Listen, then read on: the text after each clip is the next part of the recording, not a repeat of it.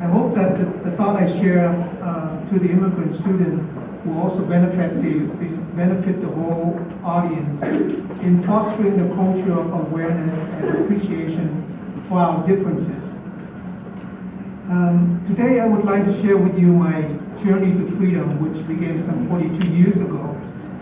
It was in the spring of 1975 when my beloved country, South Vietnam, fell to the communists, and hundreds and thousands of refugees fled Vietnam from all directions by anything that they could come up with, fearing reprisal from the communists.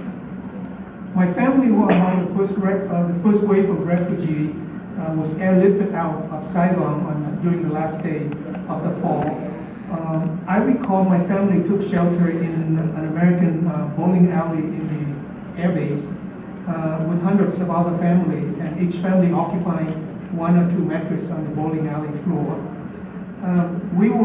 My family specifically, were woken up in the middle of the night, one night, and ushered into an army truck, and then we were driven in the dark with our headline onto the runway, where there was a huge C-130 aircraft awaited with the tail lower. We were ushered from the bus onto the belly of the aircraft, and we were protected on both sides by the U.S. Marine.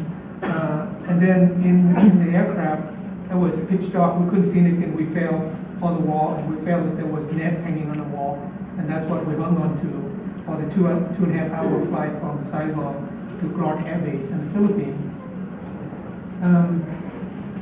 And I learned just last year, 2 years ago, from a Marine captain, Captain Stuart Harrington, who led the evacuation during that time, that Pacific evacuation. And during the release of a documentary movie called The Last Day of Vietnam. I encourage every one of you to look that up if you haven't seen that already.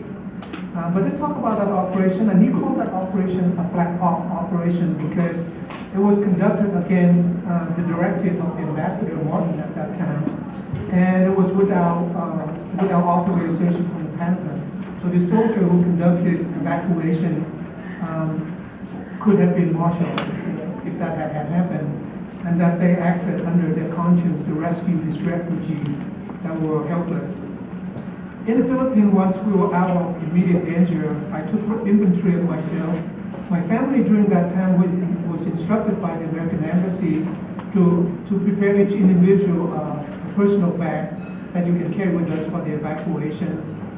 Cannot weigh more than 25 pounds. And in that bag, you're supposed to carry 3 days of food, 2 days of water, and anything of value that you want to take with you.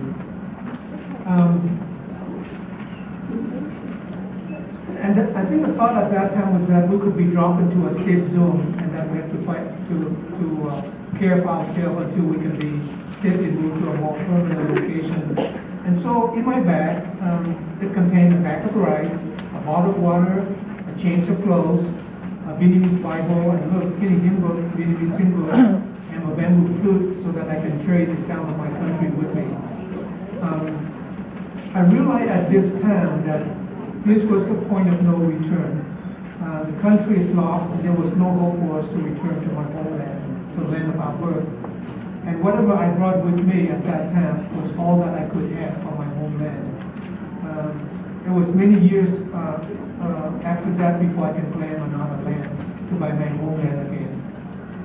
From the Philippines, we were sent to Guam, the islands of Guam, as a holding place, and eventually to Camp Pendleton, California, where we were processed for immigration and release. Here in Camp Pendleton, I learned many important life lessons that affect my life in the U.S. About the first week I arrived in Camp Pendleton, we were visited by a great religious leader from here in Utah by the name of Spencer W. Kimball, in a small, dusty army barrack, which I helped clean a few minutes before. President Kimball taught us, refugees, an important lesson about freedom. He told us, and I paraphrase, "You have escaped from your country to seek for freedom. While you have made to this free country, the freedom you seek is not guaranteed, and it is not free. You have to pay for the price of freedom, and the price of freedom that requires us is the effort we have to take to first learn the language where we can function in the land and be able to use all the opportunity that this land offers to us. And second, gain an education and establish a sustainable vocation.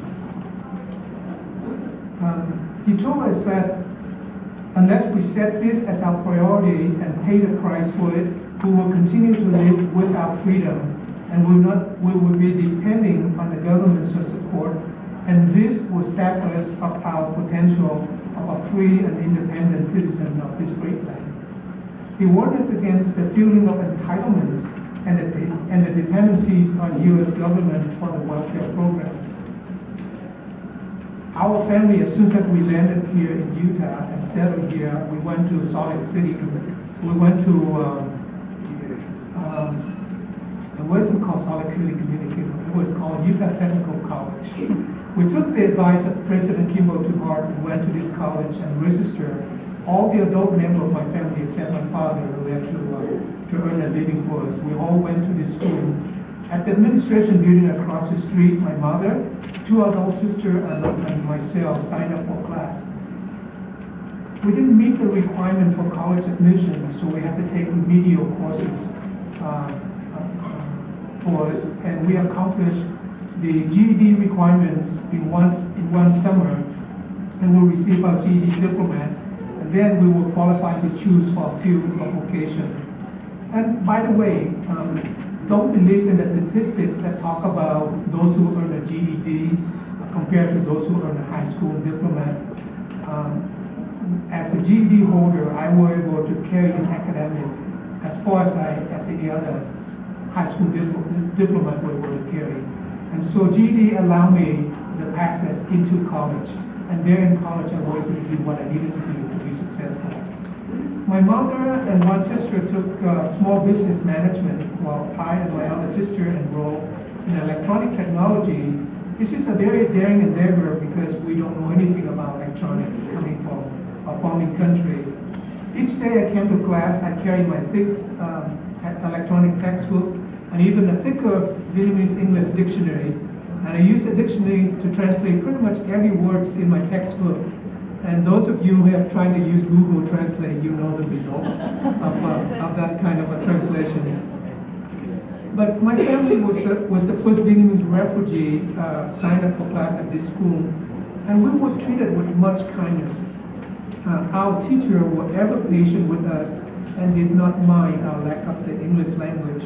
Many of our teachers set aside hours after class to give us personal tutorial in things that we couldn't gain in the classroom. I remember many Saturdays in Mr. Dick Darnell, the electronic teacher, who spent with us in the lab or in his office to go over homework that we couldn't quite comprehend in class.